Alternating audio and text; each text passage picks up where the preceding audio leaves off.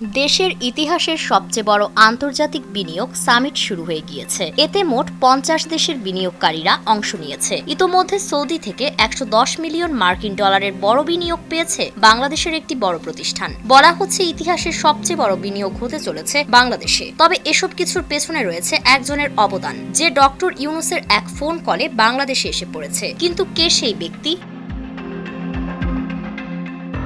Doctor Yunus অন্তর্বর্তী সরকারের প্রধান হিসেবে দায়িত্ব নিয়েছিলেন 8ই আগস্ট। দেশের হাল যখন তিনি ধরে ফেলেন, তখন তিনি কল করেন সিঙ্গাপুরে বিলাসী জীবন কাটানো আশিক চৌধুরীকে। কলে ডক্টর ইউনূস বলেন, আশিক, দেশের মানুষের সেবা করার সুযোগ পাওয়া গেছে, আসবা নাকি? সাধারণ ফ্যানের দিন শেষ, আকিস ফ্যানে বাংলাদেশ।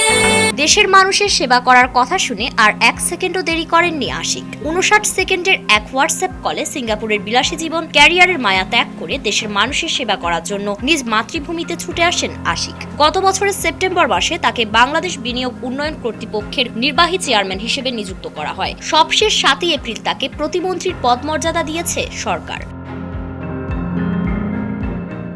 দায়িত্ব নিয়েই আশাবাদী বার্তা দিয়েছিলেন আশিক চৌধুরী। আশিক বলেছিলেন, আমরা জনগণের সরকার, তাই আমাদের কাছে জনগণের প্রত্যাশা অনেক। আমরা অনেকটা জাতীয় ক্রিকেট দলের মতো, সবাই চায় আমরা জিতি। শুরু থেকেই তিনি বুঝিয়ে দিয়েছেন তিনি শুধু একজন রাজনীতিক নন, একজন দক্ষ ক্যাপ্টেনও। তার উদ্যোগেই প্রথমবারের মতো বাংলাদেশে অনুষ্ঠিত হয়েছে আন্তর্জাতিক বিনিয়োগ সম্মেলন, যেখানে অংশ নিয়েছে বিশ্বের শীর্ষস্থানীয় কোম্পানিগুলো। আশিক চৌধুরীর বড় স্বপ্ন 100 বিলিয়ন ডলার বিদেশি বিনিয়োগ নিশ্চিত করা, যার মাধ্যমে সৃষ্টি হবে 1 লক্ষেরও বেশি কর্মসংস্থান। এই লক্ষ্য বাস্তবায়নের পথে বাংলাদেশ ইতোমধ্যেই বড় সাফল্য পেয়েছে। বিশ্বের অন্যতম প্রযুক্তি প্রতিষ্ঠান ইলন মাস্কের স্টারলিংক এবং নাসার সঙ্গে চুক্তি সম্পন্ন হয়েছে।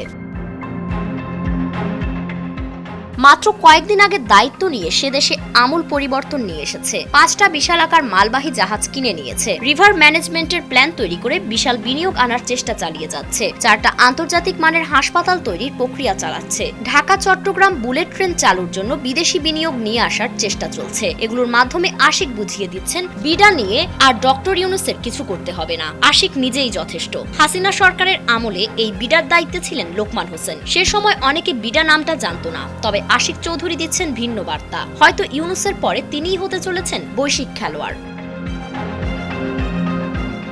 ফারিন রহমান প্রীতি, নয়া দিগন্ত।